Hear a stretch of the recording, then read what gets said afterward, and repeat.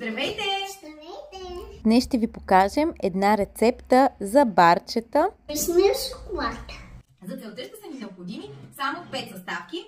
Започваме с вишните.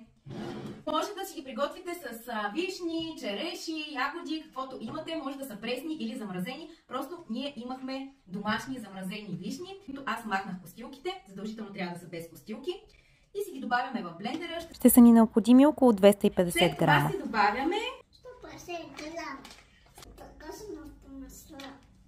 Или 150 грама кокосови стърготини, 10 грама чия семена и 30 грама кокосово масло. Сега шоколадче. И докато смесваме всички съставки, разтапяме шоколада на водна баня. разбихме го и го преместихме в една купа. Зависи от колко са сочни самите вишни. Трябва да се напои добре. Ако не са ви достатъчно сочни или плодовете, които сте избрали, може да добавите и малко вода, за да не се рони. И